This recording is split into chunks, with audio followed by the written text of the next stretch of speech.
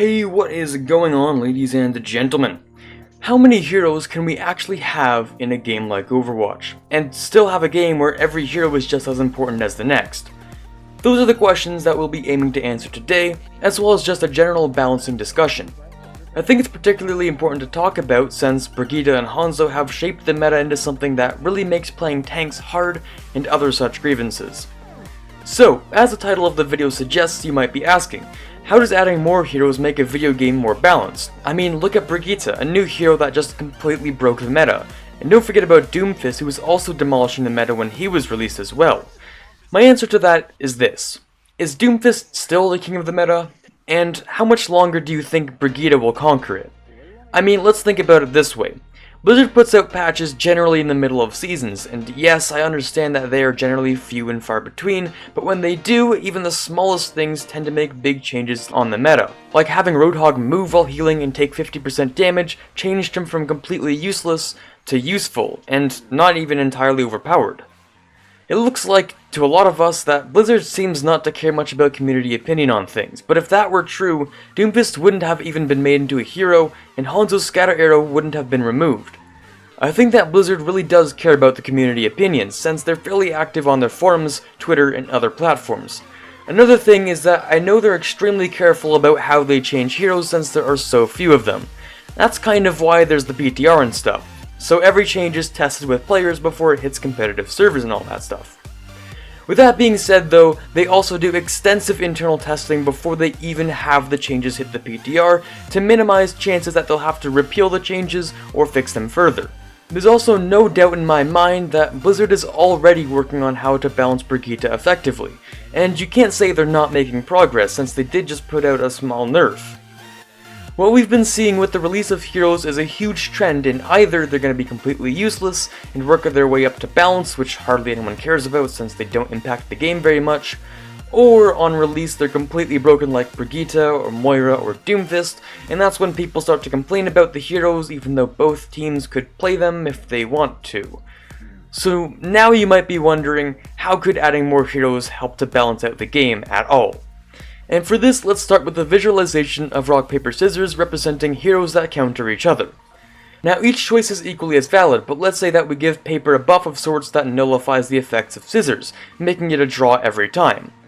Well, that would make every player choose paper, since rock can't beat it and scissors is useless, but they want to make sure that they can win just in case their opponent chooses rock. In this case, only one option is now viable with a simple change. The effectiveness to which you can balance a game is based on how many options there are to adapt to different situations. With 3 choices, buffing one will inadvertently nerf one other, but with 27 different heroes, buffing one might nerf another inadvertently, but the chances are that there may or may not be another hero that can do its job just as well.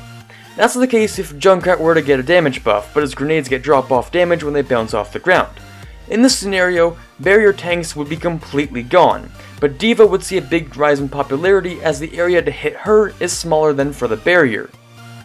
Now, we're gonna think on a really big scale, and for this I'm gonna have to reference a game called League of Legends. If you haven't heard of this game, I don't know what you've been doing with your life since it's pretty popular. Now, I personally don't play League, so I had to get my friend to fill me in on how the game is typically balanced. Now, from my idea of what the game is like, there are roughly 140 heroes give or take, which is absolutely ridiculous by the standards that we play on Overwatch. When you have a game with so many heroes, or champions as they're called, you begin to shift to a balance idea that's similar to what I like to call real-life balancing, and I'll explain what that means. So real-life balancing is the idea that's similar to how the real world works. With 140 or so champions, if one is reworked, patched, buffed, nerfed, whatever, it affects every other champion to such a minuscule degree since the likelihood of that champion being picked is so low in the grand scale of things. The reason it can be compared to real life is like this. If you have a group of people, and there's this one plumber who's really popular and he does his job well. Nice job, Mike, you fixed that sink and that toilet pretty well. The next time you need him though, Mike throat is back and he can't work for a little while, or at least not as effectively. Damn it, you say. Good thing there are other plumbers out here. Here you go, Jim, you get the job. And Jim goes on to the work. He doesn't fix the sink as fast as Mike did, but he fixed the toilet and your leaky plumbing just as fast. Well, he covered Mike's job, and although it wasn't as fast, it was just as good. This is kind of what I'm getting at. Each champion, however unique, is bound to have another that can do just about what the first one did, even if just a little bit different, but well enough that the nerf to the first champion just doesn't even matter. So that's the answer to how more heroes can balance out the game, but here's the other big question of the day. How many heroes can there be in Overwatch, but still have it maintained as a balanced game? Or rather, how many heroes will it take before we have the balancing that works so effectively in games like League of Legends? Let's start with some raw number crunching. We just ended our second year of Overwatch. Now, assuming that the game will last maybe 8 years or so, since the game is so hugely popular and it seems ridiculous that they'll just let it die so soon, that'll be about an additional 24 heroes. Of course, that's assuming that they keep the steady pace of 3 heroes a year. With the starting 21 heroes, that counts to be a total of possibly 45 heroes by the end of the game's projected lifespan. Now, I know a lot of people like to be pessimistic, and yes, I'm doing this just for you salty people who think the game won't last very long. Let's just say it lasts for 5 years, so then the total hero count is 36. Even at this point, I think it'll still be pretty difficult to create a really balanced game, but it's definitely doable if you check the trends and meta. I've been here a while, since Season 4 actually, and I can tell you that my grievances about comp have been getting better as things have been going on. And for all of you who think that the competitive game is dying, you're entirely wrong.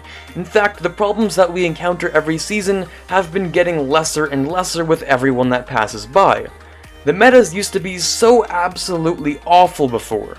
Deathball was almost unstoppable and was literally the only thing you could play at the time. Same thing with the dive meta, almost everything else was either impossible to play or just wasn't as effective. At least nowadays, 3 or 4 heroes are strong instead of having mandatory heroes like Mercy, Reinhardt, or Roadhog were. As you can see, the effects of constant tweaking and adding more heroes has actually changed the meta for the better overall, even if it seems that things are always kinda shit. Personally, I just think that people like to complain a lot, which is just the nature of us as players. Nothing's ever 100% balanced, especially as you add more heroes, but it does get better as it goes on, trust me. If you enjoyed today's video, be sure to hit the thumbs up button as it helps to grow the video. On the flip side, if you didn't enjoy the video, leaving a dislike is just alright too. Either way, you obviously enjoy Overwatch as you clicked on this video for whatever reason, so why not just subscribe, as I love Overwatch too, and these videos are made weekly. Also, make sure to turn notifications on with the click of a bell so you can leave that first comment that you've always wanted to. This is Carter signing off, and as always, have a fantastic day.